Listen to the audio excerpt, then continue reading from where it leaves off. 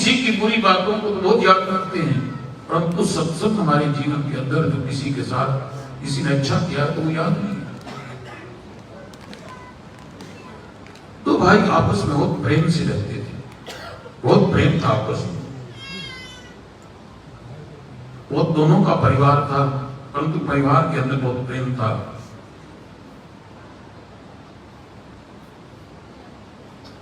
एक दिन क्या हुआ कि दोनों भाइयों में झगड़ा हो गया।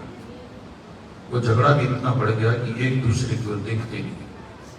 छोटे भाई ने बड़े भाई को कैसे कुछ कटु शब्द कह दिए, इसी कारण से दोनों में झगड़ा हो गया। अब एक दूसरे को देखते नहीं है, बात नहीं करते, न बच्चे बात करते। इस तरह कई साल बीत गए। आते जाते सामने पड़ जाते हैं तो एक दूसरे के रास्ते से बदल देते हैं। बहुत समय बीत गया, कई साल बीत गए, और आज छोटे भाई के घर में उसकी लड़की की शादी थी। छोटे भाई के घर में उसकी लड़की की शादी थी, बेटी की शादी थी। तो उसने सोचा कि कई साल हो गए मेरे भाई मेरे घर नहीं आए, आज बेटी की शादी है, जो बात हो गई थी उसको खत्म करूं, जाकर मना के ले आऊं। वो छोटा भाई जो है बड़े भाई के घर में गया और बहुत उससे अनय विनय की प्रार्थना की कि भाई पिछली बातों को भूल जा, तेरी बेटी की मेरी बेटी तेरी बेटी तो एक ही है। परंतु बड़ा भाई किसी तरह से माना नहीं, बोला कि मैं अब तेरे घर में नहीं आऊंगा। तूने मुझे जो है बहुत कटु शब्द कहे। अब छोटा भाई जो है थोड़ा मन में उदास हो गया। तो बड़ा भाई जो है एक संतों के पास जाता था, संतों के पास।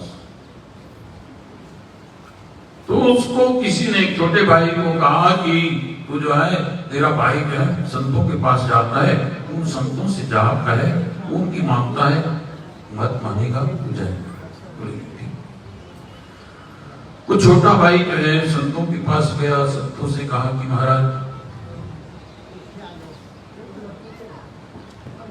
ये ऐसी बात है, मेरे भाई के साथ कुछ वर्ष पहले तो झगड़ा हो गया था, ऐसे कटु शब्द मैंने उनको कह दिए थे, परंतु आज मेरी बेटी की शादी है, मैं अपने बड़े भाई को मनाने गया, परंतु उसने आने से मना कर दिया। अब आप भी कोई कृपा करें, आप उनसे कहें कि मेरे घर में आकर बेटी का कार्य करे, संभाले, क्योंकि बड़ा बड़ा भाई है। तो संतों ने कहा कि बेटा ठीक है। तो दूसरे दिन वो बड़ा भाई जो है संतों के पास पहुंचा। तो संतों ने उससे पूछा कि बेटा सुना है कि तेरी छोटे भाई के घर बेटी की शादी है, तुम क्या संभाल रहे हो, तुम क्या काम कर रहे हो, तुम्हारे जिले को काम लगा। तो उसने कहा कि महाराज उसका नाम मत लो। बोले क्या? बोले कि मैं उसके यहाँ जाता नहीं। बोले क्यों नहीं जाते?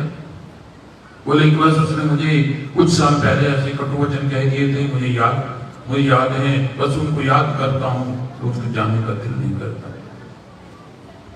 तो संतों ने कहा कि बाद में बात करते हैं, सत्संग सुनो। सत्संग हुआ, सत्संग होकर फिर बाद में बैठा तो संतों ने कहा कि बेटा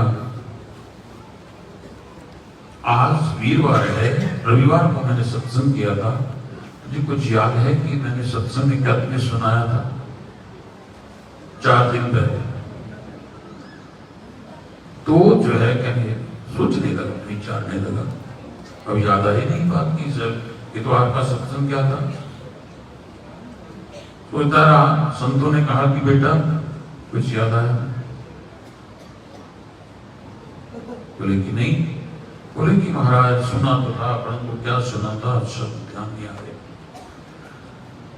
तो उन्होंने कहा कि बेटा तूने सत्संग को मन में नहीं रखा। इतने वर्ष पहले तेरे भाई ने तुझे कटु शब्द कहे थे, तुझे कहे थे, तुझे याद है आज भी, परंतु 4 दिन पहले का सत्संग तुझे याद नहीं है, सिमरन याद नहीं है। तो फिर तू सत्संग में आने का लाभ क्या, सिमरन का लाभ क्या? क्योंकि हम सत्संग में रहते ही नहीं। हम अपने आप को सत्संग में रखते नहीं है। हम बैठे जरूर हैं, हमने गुरु से वचन दिया, परंतु हम भविष्य की बातें रखते हैं।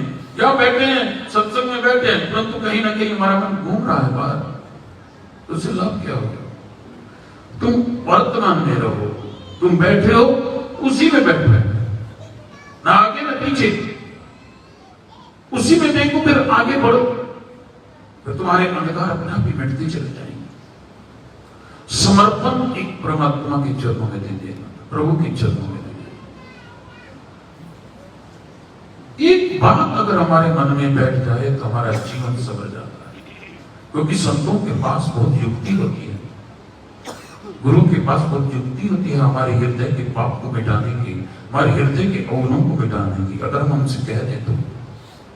क्योंकि वो भी समझते हैं इसके अवगुण कैसे मिटेंगे, वो सीधे से नहीं, कुछ शब्द ऐसे कह देते हैं हमारे जीवन के अंदर जो अपने पीछे से अपनी गलतियां अपने भी खत्म हो जाती है, परंतु हम समझे से, हमें अपने जीवन में उतारे से।